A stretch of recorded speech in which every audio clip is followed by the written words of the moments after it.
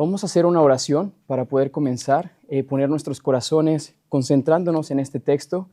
Y antes de orar, me gustaría solo agradecer la oportunidad de estar aquí al frente. Es un privilegio que no merezco, es un honor compartir con Juan Pablo, con Marty y ellos como nuestros ancianos y pastores junto con Paco, dando esta oportunidad a mí, que ahora sí que como Pablo decía, me siento más pequeño de todos los santos. Y tener este privilegio es mucho, de verdad, hermanos. Así que en gratitud vamos a orar y presentarnos delante de Dios para que sea su palabra y su espíritu hablando a cada uno de nosotros. Oremos, hermanos.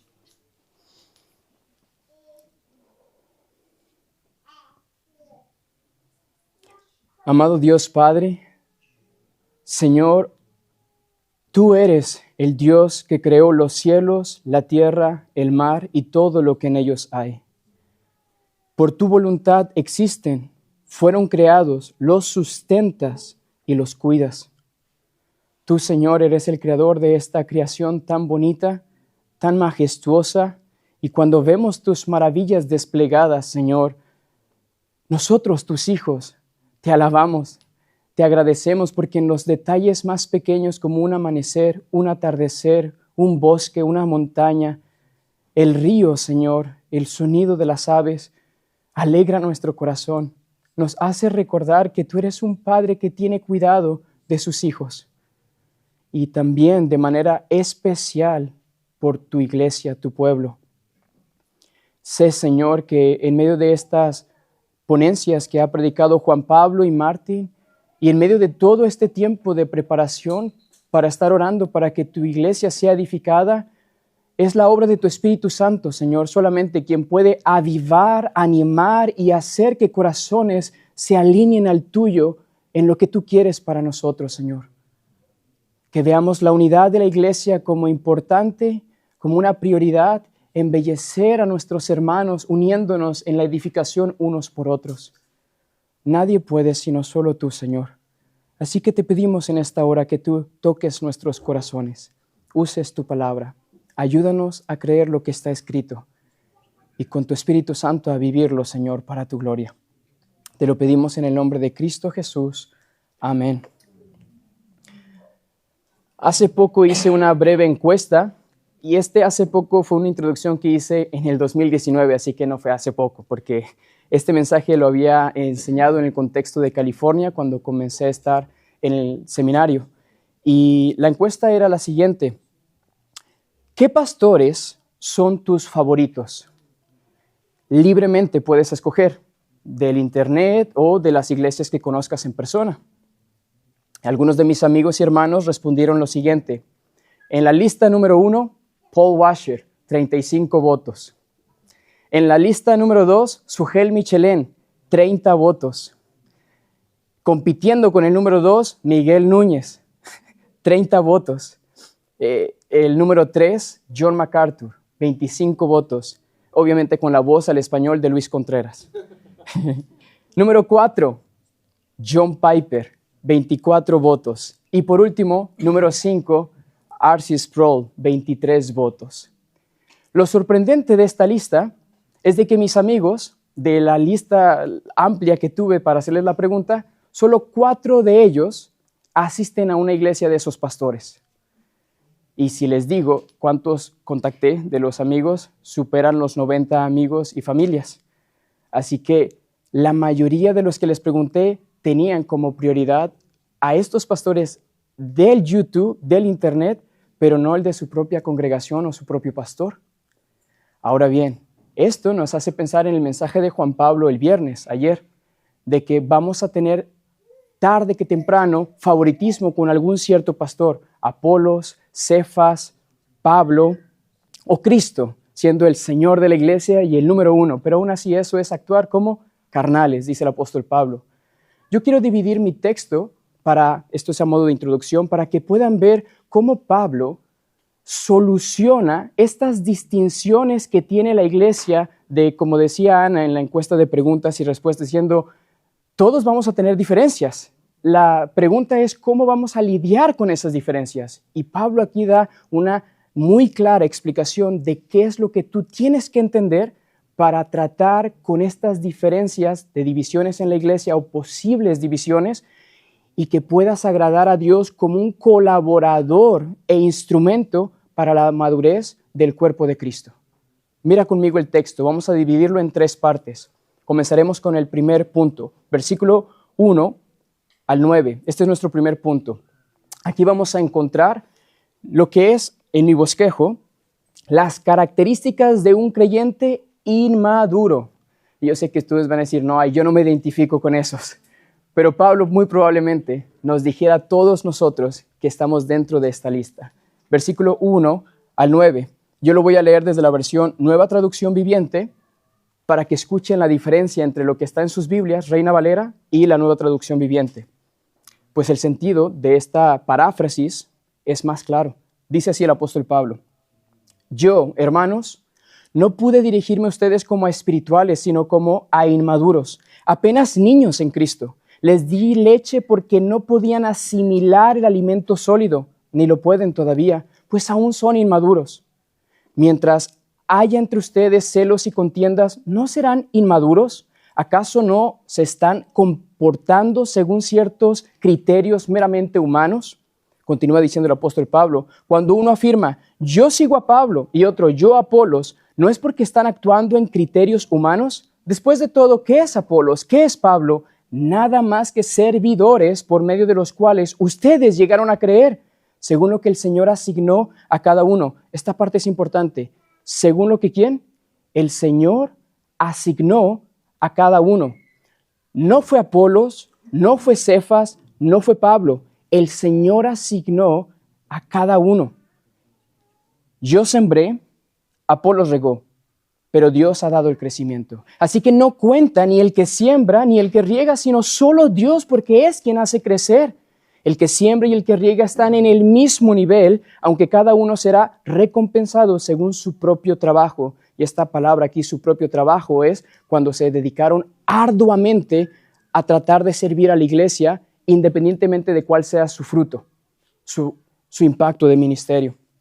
Por último, el versículo 9 dice aquí, en efecto, nosotros somos colaboradores al servicio de Dios y ustedes son el campo de cultivo, la labranza de Dios y son el edificio de Dios. Bien, hermanos, vamos a encontrar aquí nuestro primer punto.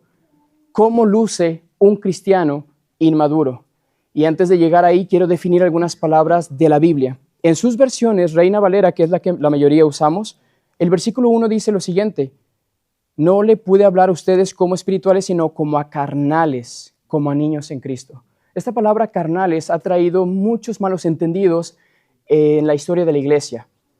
Recientemente, en los últimos años, se empezó a enseñar la doctrina de el cristiano carnal, diciendo que puede haber cristianos espirituales y cristianos que son como el mundo, llamados la categoría cristianos carnales.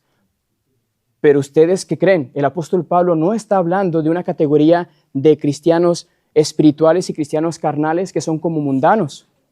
La mejor traducción de esta palabra carnales es inmaduros, una palabra por inmadurez. Y si lo lees de esa manera, vas a entender mejor el punto del apóstol Pablo. Ahora bien, esta palabra carnales, ahora miren el versículo 3 de sus Biblias. El versículo 3 dice, porque aún sois carnales. Aquí es la palabra distinta. Aquí se está hablando de un comportamiento mundano, pero la primera del versículo 1 es inmadurez.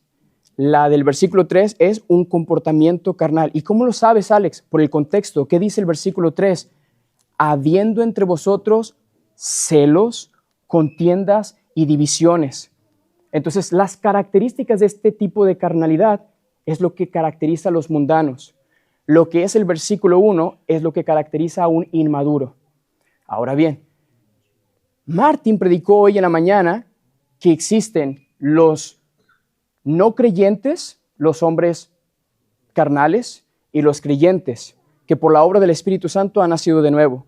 El apóstol Pablo va más allá y dice, ahora que ya han entendido qué es un creyente verdadero, quiero que sepan que dentro del cristianismo hay verdaderos cristianos maduros y verdaderos cristianos inmaduros. Y estos cristianos inmaduros se encuentran alrededor de nosotros. El apóstol Pablo tiene su corazón escribiendo la carta de Corintios por estos hermanos que se encuentran dándole tantos problemas porque viven teniendo tantos dones, tanto que Dios les ha dado, con características de inmadurez. Y hermanos, no hay que ir tan lejos. ¿Cuál es la definición de una persona inmadura según el apóstol Pablo? Está en el versículo 1, en la parte final. Como a inmaduros o carnales, como a niños en Cristo. Para el apóstol Pablo, si fuera invitado a estar aquí con nosotros y nos dijera, Pablo, si le preguntáramos, ¿qué es para ti un creyente inmaduro? Él dijera, un niño en Cristo. Y ustedes saben, hermanos, cuando nosotros vemos a gente adulta comportándose como niños, da pena, da vergüenza. Y vamos a hacer una comparativa. En el mundo, en el día de hoy, hay personas adultas ya grandes que se empiezan a vestir como niñitos y sobre todo como niños del sexo opuesto. Un hombre poniéndose una falda, poniéndose un traje de escuela para niñas y quiere salir a las calles así, ¿para qué? Para llamar la atención de que él se siente identificado como otra persona. Cualquiera de nosotros, con nuestro sentido común santificado, decimos, eso es una vergüenza, eso está mal. Ahora, si lo trasladas a la iglesia, el apóstol Pablo dice, en Corintio yo me encontré con creyentes que actuaban como niños, no a ese extremo, pero tristemente estaban hacia esa dirección, de estar actuando tan infantilmente que dan vergüenza. ¿Qué tipo de comportamientos, Pablo? Pues hay divisiones y celos que no necesitan pasar en la iglesia local. Y el apóstol Pablo dice, versículo 2, os di a beber leche y no vianda, porque aún no erais capaces ni sois capaces todavía. Una mejor traducción aquí sería, les tuve que dar a beber la comidita de papilla, bueno, no, antes de la papilla, la leche, para que pudieran tener ustedes la base, el fundamento. Pero se han quedado ahí durante años. No puede ser que un cristiano pueda estar estancado tanto tiempo sin tener un conocimiento más profundo. Y miren lo que dice el autor de Hebreos, si me acompañan Hebreos, capítulo 5. Pastor Martin está haciendo una serie de Hebreos los jueves y él cuando pasó al capítulo 5 me llamó la atención lo que nos enseñó. Hebreos capítulo 5, versículo 11 al 14. Parece ser la misma idea que el autor de Hebreos tenía por los hebreos a los que les escribe. Mira lo que dice en tu Biblia, Hebreos capítulo 5, versículo 11 al 14. Acerca de esto tenemos mucho que decir y difícil de explicar, por cuantos habéis hecho tardos para oír, porque debiendo ser ya ¿qué? Maestros, maduros, adultos, después de tanto tiempo tenéis necesidad de que se os vuelva a enseñar cuáles son los primeros rudimentos de la palabra de Dios y habéis llegado a ser tales que tenéis necesidad de leche y no de alimento sólido. Y todo aquel que participa de la leche es inexperto en la palabra de justicia porque es niño, la misma palabra que usa el apóstol Pablo en Corintios. Pero el alimento sólido es para los que han alcanzado madurez, para los que por el uso, esta palabra es clave, para los que por el uso tienen los sentidos ejercitados en el discernimiento del bien y del mal. Presta atención en esto, hermano. ¿Cuándo fue la última vez que intencionalmente tú oraste a Dios para pedirle, Señor, ejercítame en mi fe, ejercítame en la lectura, ejercítame en la oración, ejercítame en el ayuno, ejercítame a la hora de cantarte, ejercítame a la hora de ir a la iglesia? ¿Ejercitarme?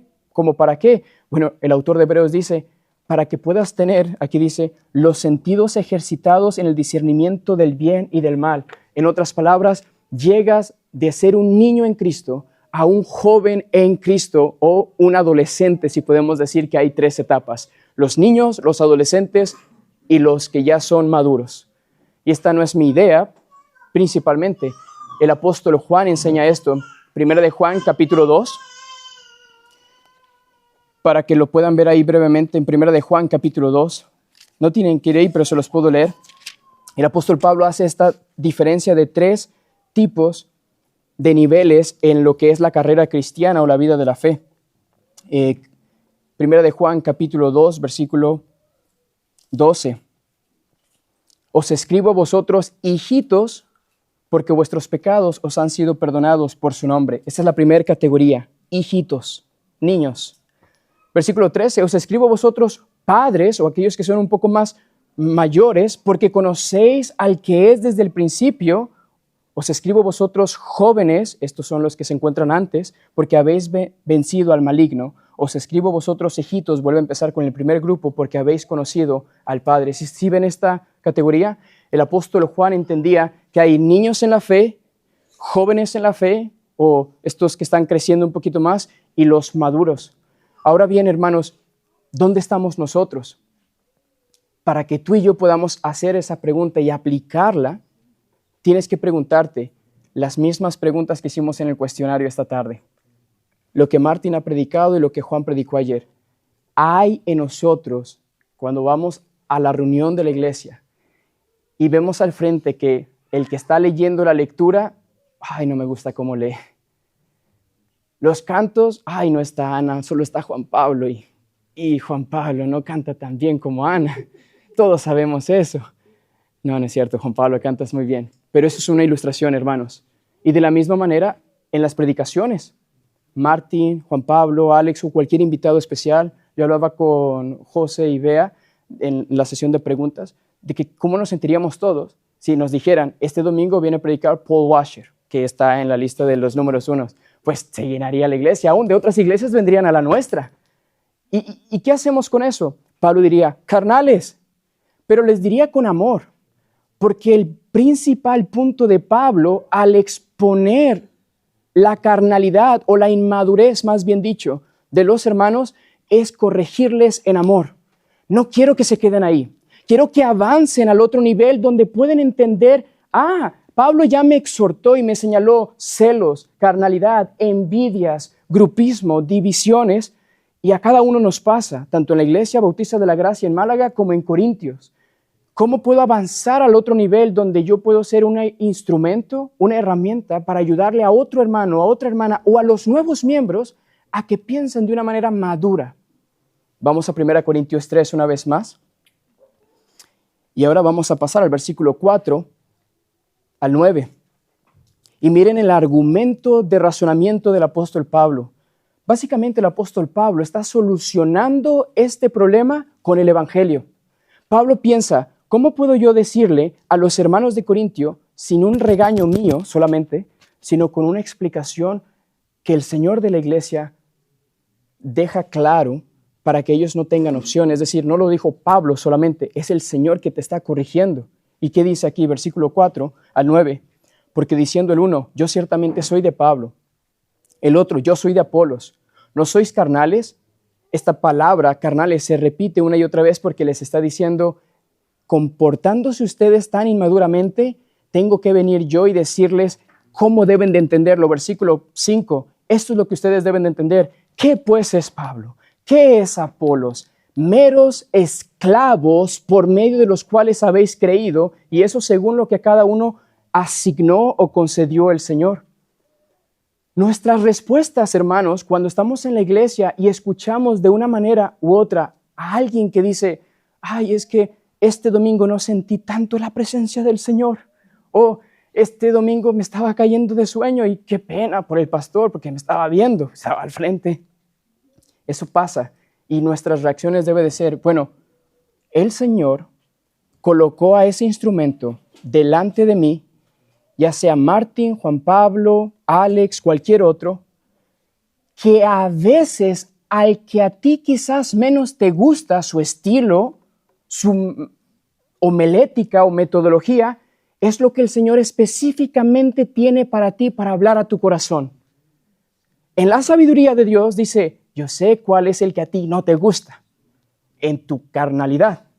Es el que voy a poner para que escuches las palabras que yo quiero que tú escuches. Y el Señor obra asignando una gracia especial, no por Él en sí mismo, sino por la palabra predicada por Él, para hablar a tu corazón, a tu situación en particular, que te hace cambiar de la inmadurez hacia la madurez. Y ahí es donde entonces, en un momento, cuando está predicando, el predicador al frente, dirigiéndonos, pasa algo que no sabemos cómo explicarlo, pero sabemos que está pasando, que ese mensaje es como, eso nunca lo había entendido de esa manera. Eso nunca lo había aplicado Dios a mi vida así. Y es ahí cuando Dios te está hablando a ti. Esa es la manera en la que funciona. Dios asigna esa gracia. Versículos 6 y 7. Yo planté, Apolos regó, pero el crecimiento lo ha dado Dios. Interesante. El apóstol Pablo va a usar dos analogías. La del campo, la agricultura, la cosecha, y la del templo y el edificio y la construcción más adelante. Pero ahora aquí empieza diciendo, yo planté, Apolos regó, pero el crecimiento lo ha dado Dios. Así que ni el que planta es algo, ni el que riega, sino Dios que da el crecimiento. Esto nos hace pensar en unas líneas que escribí aquí que me gustaría que puedas escuchar. ¿Qué tengo que pensar cuando voy a la iglesia? Número 1, edificar la obra correcta. ¿Qué cosa? La iglesia de Dios. Número 2, ¿qué tengo que hacer cuando voy a la iglesia? Edificar con la provisión correcta. 2 puntos, con la sabiduría de Dios. Y número 3, y por último, que es la conclusión del apóstol Pablo, edificar con la motivación correcta cuando voy a la iglesia. Yo tengo que ir a la iglesia pensando, ¿cómo voy a edificar a mis hermanos? No que tanto me gusta el mensaje que me van a dar, sino con cuántas ganas yo voy para ir a edificar a otros. Y aquí quisiera hacer un alto, hermanos de Corintios, pero quiero que piensen esto. Edificar la obra correcta es la iglesia de Dios. Sí, me preocupo por los incrédulos que nos visiten, pero principalmente Dios quiere que edifiques su pueblo. Número 2, con la sabiduría que Él te da. Que hablas a Dios y le digas, Señor, dame de tu palabra y de tu gracia para yo ser un instrumento para edificar a mis hermanos con tu sabiduría. De hecho, el apóstol Pablo, antes de comenzar el capítulo 3, Martín nos enseñó que Pablo concluye el capítulo 2 diciendo que nosotros tenemos la mente de Cristo. La mente de Cristo cada domingo es cómo yo puedo involucrar tu vida para la edificación de otro de mis hijos o de mis hijas. Esa es la mente que Él tiene con su sabiduría. Y por último, la conclusión, edificar con la motivación correcta, es decir, no lo hago para que me vean, no lo hago para llamar la atención, no lo hago por tener muchas actividades en la iglesia. Lo hago para la gloria de Dios principalmente y exclusivamente. Ahora bien, hermanos, versículo 8 y 9. 1 Corintios 3, versículo 8 y 9. Y el que planta y el que riega, escucha esto, son una misma cosa. Voy a volverlo a repetir. El que planta, el que riega, son una misma cosa. No dice, son un mismo trofeo.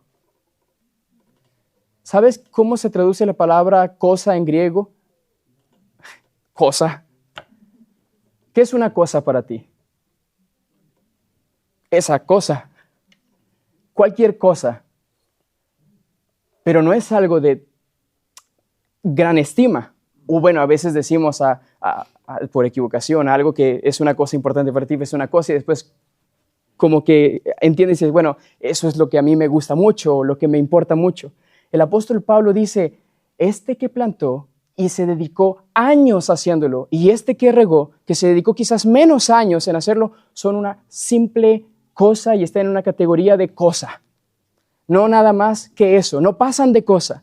Tienen el privilegio de ser una cosa en la obra del Señor, pero nada más son una cosa. Y te digo algo, tú y yo somos llamados a tener el privilegio de ser esa cosa también. Miren lo que dice el versículo 9. Porque nosotros, plural, somos colaboradores de Dios. Él no es una cosa. Él es Dios, el supremo, el dueño, el redentor, el que compró con su propia sangre la iglesia, y vosotros sois labranza de Dios y edificio de Dios. Vamos a conectar esto con Efesios capítulo 4, versículo 9 en adelante, hermanos. Y miren, el apóstol Pablo, con su corazón pastoral, lo que yo hablaba con Juan Pablo hoy en la mañana cuando llegué, hemos estado viendo la perspectiva de lo que Martín y Juan Pablo nos han enseñado horizontalmente, es decir, cómo no debemos de ver a los predicadores, a los que nos dirigen o a los de internet. Pero cómo Dios ve a esos que ya tenemos, como Martín, Juan Pablo, Paco, nuestra iglesia, como pastores, cómo Él los ve. ¿Qué dice Él de ellos? ¿Cuál es la perspectiva, el ángulo, el valor, la estima? Yo ya dije que somos una cosa, pero porque es necesario que también veamos no tan solo nuestra perspectiva, su perspectiva. Efesios capítulo 4, versículo 9 al 16. Y es la misma manera en la que Pablo está edificando a los hermanos en Éfeso. Lean conmigo. ¿Saben? Para poderlo hacer dinámico y no se me duerman, porque yo sé que la tarde ha sido muy cansada y ha sido muy difícil después del juego y todo, me gustaría si pudiéramos leer todos juntos en voz baja para que podamos participar. Versículo 9 al 16. Comenzamos. Y eso de que subió, ¿qué es? Sino que también había descendido primero a las partes más bajas de la tierra. El que descendió es el mismo que también subió por encima de todos los cielos para llenarlo todo. Y él mismo constituyó a unos apóstoles, a otros profetas, a otros evangelistas y a otros pastores y maestros, a fin de perfeccionar a los santos para la obra del ministerio, para la edificación del cuerpo de Cristo, hasta que todos lleguemos a la unidad de la fe y del conocimiento del Hijo de Dios, a un varón perfecto, a la medida de la estatura de la plenitud de Cristo, para que ya no seamos niños fluctuantes, llevados por doquier de todo viento de doctrina, por estratagema de hombres que para engañar emplean con astucia las artimañas del error, sino que siguiendo la verdad en amor, crezcamos en todo en aquel que es la cabeza, esto es, Cristo, de quien todo el cuerpo, bien concertado y unido entre sí por todas las coyunturas que se ayudan mutuamente según la actividad propia de cada miembro, recibe su crecimiento para ir edificándose en amor. Gracias, hermanos. Versículo 9. El apóstol Pablo dice, y el que subió, ¿qué es? Sino que también, y eso de que subió, ¿qué es? Sino que también había descendido primero a las partes más bajas de la tierra. Está hablando de que Cristo, estando en su gloria, descendió a la cruz, descendió a la tumba. Algunos creen que cuando dice las partes más bajas de la tierra es el infierno, y hay una postura en la historia de la iglesia que creen que sí, fue al infierno, y otros que dicen, no, fue a la tumba, y eso es para que ustedes lo estudien si quieren más adelante, o le pregunten a Juan Pablo y a Martín qué quiere decir. Pero el punto es de que fue a las partes más bajas de la tierra, y luego dice, y luego subió en su resurrección, y llevó cautivos a los cautivos que él compró con su cruz, con su sangre, y luego desde el cielo victorioso él despliega los dones a los hombres. El versículo dice aquí, en el versículo 10, el que descendió es el mismo que también subió por encima de todos los cielos para llenarlo todos, y él mismo constituyó a unos apóstoles, a otros profetas, a otros evangelistas, a otros pastores y maestros. En el versículo 8 es cuando dice este versículo, subiendo a lo alto, llevó cautiva la cautividad y dio dones a los hombres. Esta palabra dones es regalos. Es como si el Cristo resucitado dijera, yo pienso en una iglesia en Málaga. ¿Cuántos años tienen Juan Pablo en la iglesia? 40 años. Que hace 40 años atrás dijo, pensaré en darles 3 regalos. Paco, Juan Pablo y después mandaré a un misionero Martín. Y en su resurrección, Cristo piensa, y yo los dejaré a ellos ahí para que ustedes vean cómo yo me dediqué a salvarlos, llamándoles a una relación conmigo, a capacitarlos para la obra del ministerio y a enviarlos a ese lugar en particular porque yo lo he asignado. Y entonces Cristo está expectante desde el cielo con lo que Él ha hecho. Esa es la idea del apóstol Pablo para que tú y yo entonces nos involucremos a ¿qué? Versículo 12, a fin de perfeccionar ¿a quién? A los santos para la obra del ministerio, para la edificación del cuerpo de Cristo, hasta que todos lleguemos, esta es la palabra clave, a la unidad de la fe y del conocimiento del Hijo de Dios, a un varón perfecto a la medida de la estatura de la plenitud de Cristo. El apóstol Pablo quiere que tú entiendas algo. Los pastores que tú tienes tienen un valor tan importante que son un regalo de Cristo para la iglesia. Ahora, pero tú también tienes un llamado en particular. Tú eres llamada por Dios, llamado por Dios a colaborar con tus pastores para la edificación de la iglesia de Cristo. Y no tan solo la nuestra, sino cualquier otro hermano que conozcamos de otras iglesias.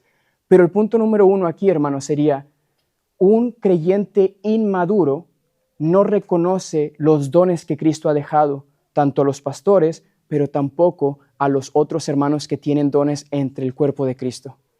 Y eso lo dice el apóstol Pablo en 1 Corintios 12, que el Espíritu Santo repartió dones a cada uno para que pueda servir de manera en armonía y edificar a la iglesia. Y entonces el apóstol Pablo aquí, con la preocupación que tiene, mira lo que dice el versículo 14: ya no quiero que sean inmaduros, niños fluctuantes, llevados por doquier de todo viento de doctrina. Y esto es algo muy importante, hermanos. ¿Cómo dejas de ser inmaduro? Bueno, ¿cuántos aquí se reconocen maduros en la fe? Yo sé que va a haber ausencia de manos, lo estoy haciendo a propósito. Hay una allá, muy bien. El nivel de madurez: muy madura, más o menos madura, poquito madura. Más que poquito. ¿Cuántos aquí se sienten inmaduros en la fe? Muy bien, muy bien. Las dos respuestas son válidas. Las dos respuestas son válidas. Comparándonos con nuestro viejo yo, somos maduros, porque cometeríamos cosas con tanta inmadurez siendo inconversos. Pero estando como cristianos, reconocemos que somos muy inmaduros todavía en todo lo que hacemos. Pablo dice: ¿sabes por qué? Porque la madurez no es tan solo que tú escuches el evangelio y que tú creas en el evangelio. Eso es para los que comienzan a ser niños en Cristo. La madurez cristiana, para que tú seas una colaboradora, un colaborador, que dice el versículo 14, para que no seas llevado por todo viento de doctrina, o por doquiera de todo viento de doctrina, tú tienes que estudiar doctrina. No es tan solo el creer la doctrina correcta, sino estudiar y entender la doctrina correcta. Ahora bien, hermanos, no quiere decir que todos se vayan a un seminario, pero sí quiere decir de que en sus hogares se den la tarea de estudiar la palabra de Dios. No leerla solamente, hacer un compromiso para estudiarla. Decir: Señor, yo reconozco que durante todos estos años en esta iglesia o en otra iglesia donde he estado, no he pasado de este nivel de cristianismo, de este conocimiento que tengo. ¿Por qué es que soy impaciente con mis hermanos? ¿Por qué es que tengo celos? ¿Por qué es que actúo de una manera egoísta? ¿Por qué es que me quejo en la iglesia? ¿Por qué hago estas murmuraciones? ¿Por qué comenzamos a hacer todo esto? Porque tu mente está divagando en tantas cosas en vez de darle carne sólida para que al momento de tú encontrar tesoros y la belleza del Señor, de sus atributos, sus perfecciones. Y por ejemplo, hay comentarios devocionales, hermanos, donde uno puede encontrar algo como esto.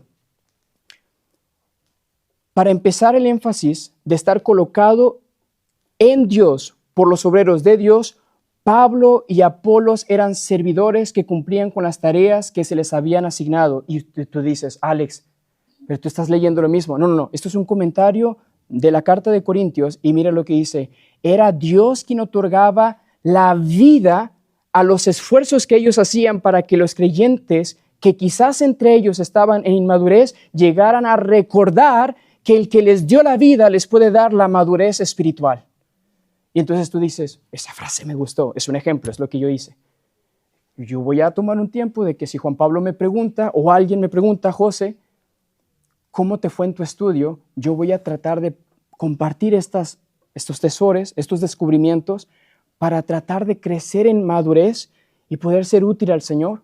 Pero si nuestra mente está haciendo otras cosas, hermanos, nunca vas a crecer espiritualmente. Y les digo algo, es tan triste que en décadas en una iglesia personas no leen la Biblia completa, y no es para ponerles una carga, hermanos, no es esto, es simplemente para analizar todos juntos y ver cómo nos podemos ayudar.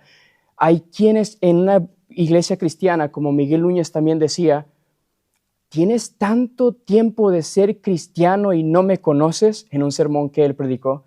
Eso es tan impactante porque dices: es verdad, ¿qué tanto conozco de él? De lo que él me ha dejado para que yo estudie de su palabra, de lo que él me ha dejado, de lo que yo estudie de su evangelio, de lo que Él me ha dejado para yo encontrar un don espiritual, para yo estudiar de eso y compartirlo con los demás. Quizás yo solo soy bueno en acomodar algo. Y bueno, ¿qué dice la Biblia acerca de acomodar cosas? Pues está la categoría de diáconos y las diaconisas o servidoras, dependiendo en qué iglesia uno esté. Empieza a estudiar y empieza a compartir eso con otros. El estudio de la palabra o de las doctrinas hace que tú crezcas en la madurez y vas hacia esa dirección. Volvamos a 1 Corintios, capítulo 3, hermanos. Y vamos a pasar ahora en el capítulo 3, versículo 10 al 17. Y esto solamente es a modo de resumen porque Martín hizo una excelente explicación del fundamento que tenemos nosotros. 1 Corintios 3, versículo 10 al 17. Voy a leerles desde la traducción, nueva traducción viviente, para que puedan escuchar cómo lo dice Pablo aquí. Leo, según la gracia que Dios me ha dado, yo como maestro constructor, esta palabra en griego, perito constructor, perito quiere decir alguien que es sabio. El contexto aquí de la palabra que Pablo usa es alguien con sabiduría que ha hecho una construcción. Dice, como maestro sabio constructor, puse el fundamento y otro construye sobre él. Pero cada uno tenga cuidado de cómo construye, porque nadie puede poner un fundamento diferente del que ya está puesto, que es Jesucristo. Y si alguien construye sobre este fundamento, ya sea con oro, plata y piedras preciosas, miren, aquí hay 3 categorías. Oro, plata y piedras preciosas. Viene de lo más valioso, oro, después del oro viene la plata y luego las piedras preciosas. Y luego después compara con otros 3 materiales, la madera, el heno y la paja. Estos que edifican de esta manera, su obra se mostrará tal cual es, pues el día del juicio la dejará al descubierto. El fuego la dará a conocer y pondrá a prueba la calidad del trabajo de cada uno. Si lo que alguien ha construido permanece, recibirá su recompensa, pero si su obra es consumida por llamas, él sufrirá pérdida. Será salvo, pero como quien pasa por el fuego. ¿No saben que ustedes son el templo de Dios y que el Espíritu de Dios habita en ustedes?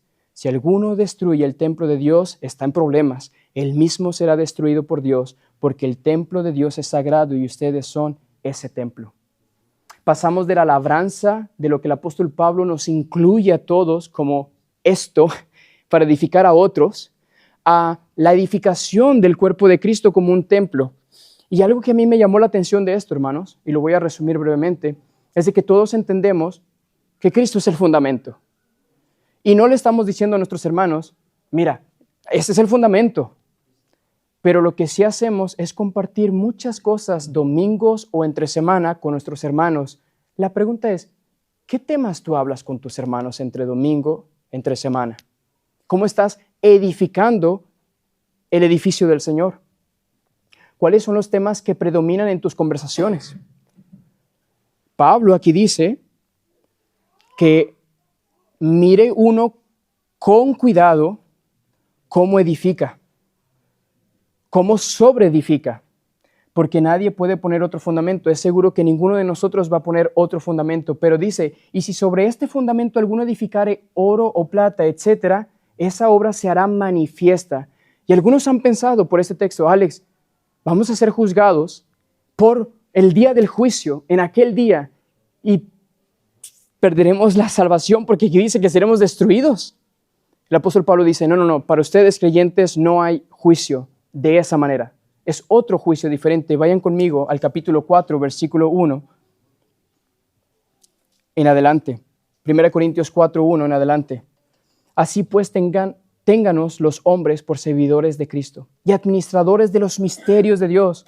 Ahora bien, ¿se requiere de los pastores? No, ¿qué dice el texto? Administradores, todos nosotros que servimos, que cada uno se ha hallado fiel.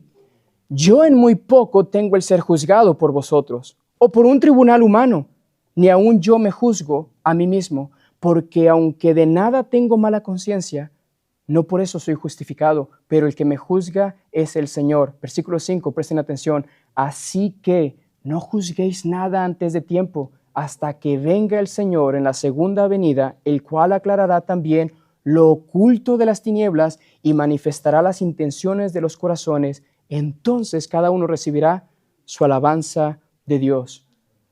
Va a haber un juicio donde se va a mostrar todo lo que hicimos para la obra del Señor como administradores. La meta, ser fieles. Ser fieles en pasar del estado de inmadurez a madurez. Ser fieles en tomar en serio la doctrina de Cristo, el fundamento, pero también ir un poquito más allá y buscar recursos que me puedan capacitar y ayudar, aunque sean los ministerios donde a mí me den la oportunidad de servir, pero preparándonos, capacitándonos, esperando que el Señor tendrá misericordia de mí al final. Quiero que mi ministerio, al igual que el tuyo, sea recompensado por el Señor. Pero lo que más quisiera es de que nos encuentre siendo hallados fieles.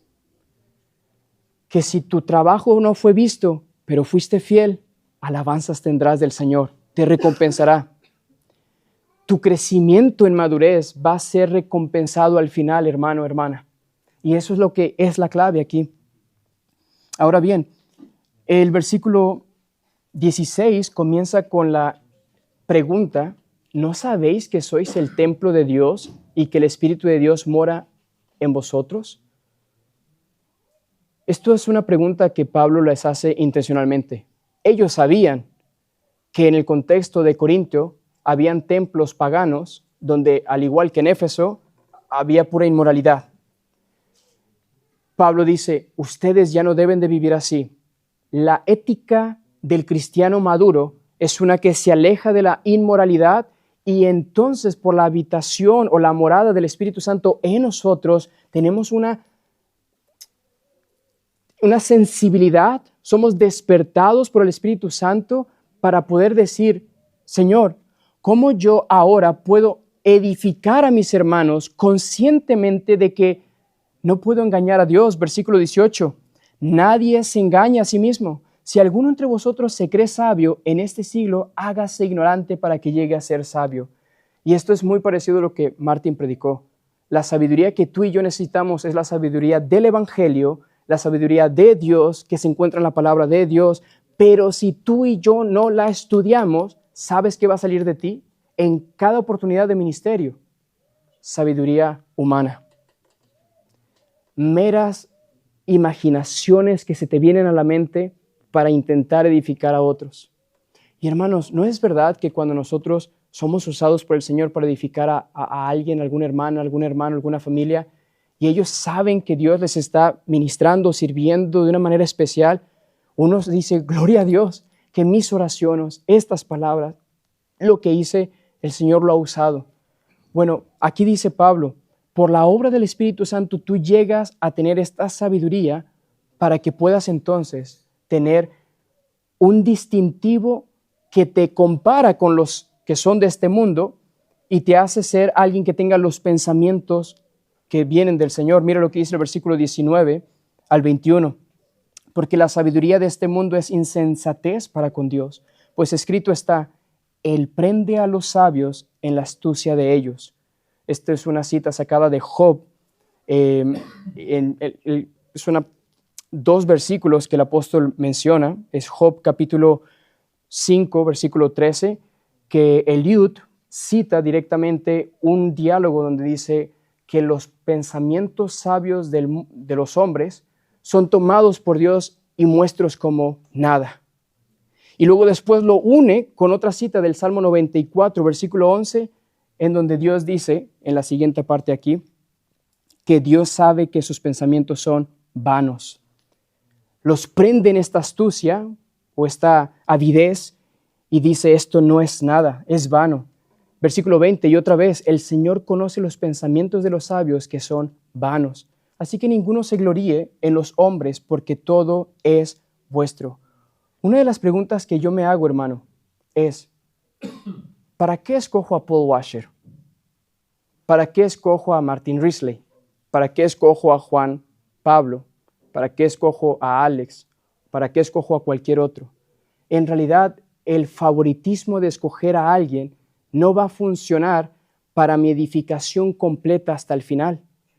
Pablo concluye diciendo, la sabiduría del mundo, si tú piensas de una manera como el mundo, recomendando solamente un predicador, un tipo de hombre, no va a llegar a la completa obra que el Señor quiere hacer para ti. Quiero que sepas que Dios te ha dado todo. Todo es tuyo. Paul Washer es tuyo, John MacArthur es tuyo, Juan Pablo es tuyo, Nicolás Tranchini es tuyo. Todos los ministerios los puedes utilizar.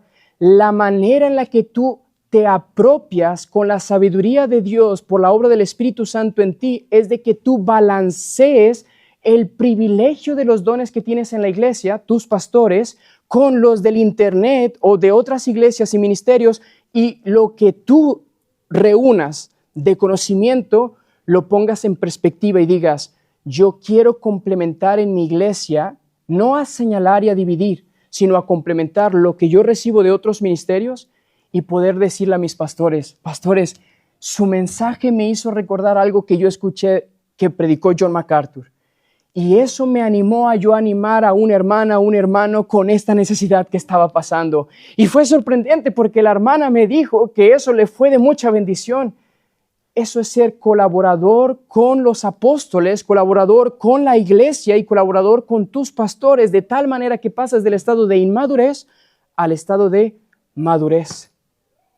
Básicamente, los puntos que tenía es las características de un creyente inmaduro, las características que muestran un creyente maduro en cómo te unes a esta edificación con los hermanos y míralo como un privilegio. Gracias a Dios que Martín y Juan Pablo y Paco se sentaron para pensar qué serie puede a la iglesia traerles ánimo en que sepan sus dones, como por ejemplo 1 Corintios 12, y usarlos en el contexto de esta iglesia para que puedan servir de una manera más madura, más en armonía, y que aprovechen la oportunidad de preguntarles, yo no sé cuál es mi don, yo creo que soy bueno para esto, pero ¿me puedes ayudar a orientarme cómo puedo servir mejor? Y entonces se van complementando los administradores para que sean hallados fieles hasta el punto que reconocen lo que el apóstol Pablo dice aquí en el versículo 21, 1 Corintios 3, 21. Así que ninguno se gloríe en los hombres, porque todo es vuestro. Una cita que tengo aquí dice lo siguiente. Observemos el énfasis de este párrafo. En cuanto al aumento o crecimiento, ¿qué sentido tiene hacer comparación entre predicadores o estadísticas? Dios es la fuente de todo crecimiento. Ningún hombre puede atribuirse ese hecho. Además, ningún hombre puede hacer toda la tarea necesaria. Pablo plantó la semilla, Apolos la regó, pero solo Dios podía hacer que creciera. Fin de la cita. Y yo quiero agregar algo más a esta cita, hermana. Cuando yo llegué en el 2021 por primera vez a Málaga, Martín me llevó al Alcázar de San Juan en La Mancha. Y estábamos con uno de los pastores que conocí por primera vez, llamado Pepe Moreno. Y mientras que estaba sentado con Pepe Moreno y con Martín, fuimos a una tipo taberna de ahí del Alcázar de San Juan. Y en la foto en las paredes de esta taberna, había una foto tomada años atrás, cuando Martín y Pepe Moreno servían juntos en el ministerio y estaba ahí de recuerdo en ese lugar. Y para mí fue una imagen tan conmovedora y tan impactante de ver una generación edificando con otra generación y quedado en un retrato para que puedan ver la fidelidad de Dios con estos administradores que en su momento plantaron, regaron, pero ¿quién sabe qué crecimiento ha dado Dios de eso? Solo el Señor lo sabe. Ahora bien, imagínense un retrato de ustedes, no en la taberna de Jacqueline, pero quizás en algún otro lugar, en donde se encuentra tu rostro como familias, como miembros, que en un tiempo, en el 2024, por ahí, estos hermanos eran administradores fieles de las pequeñas ovejas del pueblo del Señor y el crecimiento lo dio el Señor. A Él sea toda la gloria, porque ya sea Apolos, sea Pablo, sea Pedro, sea el mundo, sea la vida, sea la muerte, sea lo presente, sea lo porvenir, todo es vuestro y vosotros sois de Cristo y Cristo es de Dios. No nos preocupemos por este tipo de asuntos de favoritismo. Preocupémonos, hermanos, por lo que en la futura generación, cuando el pequeño de Byron, cuando nuestros pequeños lleguen a estar escuchando de un gran avivamiento en España o en Europa entera, diciendo, es que hubo unos que plantaron y regaron con lágrimas y ahora nosotros estamos con júbilo y en crecimiento y estamos viendo tanto. El crecimiento lo dio el Señor. Él sabrá cuándo y cómo lo hace, pero tú siéntete privilegiado de intentar crecer en madurez. Si no puedes mucho estudiar, no te preocupes, Dios entiende tus capacidades, pero esfuérzate a escuchar alguna serie, a escuchar algo en YouTube para que puedas equiparte. O pregúntale a los pastores y decir, ¿me pudieran dar algún material para que pueda yo crecer en la doctrina, en el conocimiento? Y tampoco hacer necesariamente una carga a los pastores, pero ¿cómo podemos complementar esto?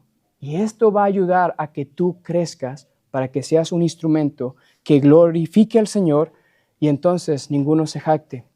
¿De qué manera vamos a servir al Señor? Él lo sabe. Él estableció y asignó a cada uno en su lugar.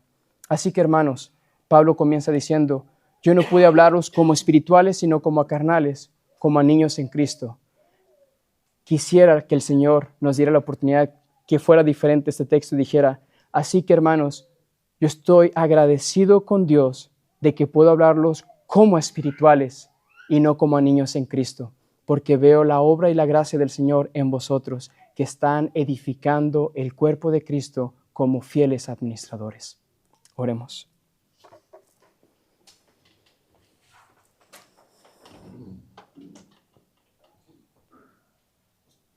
Gracias, amado Padre, por la oportunidad de abrir tu palabra, el libro de Dios para el pueblo de Dios.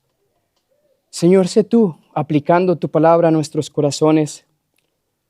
Siempre la pregunta es, ¿cómo lo hacemos? Sin tu Espíritu es imposible.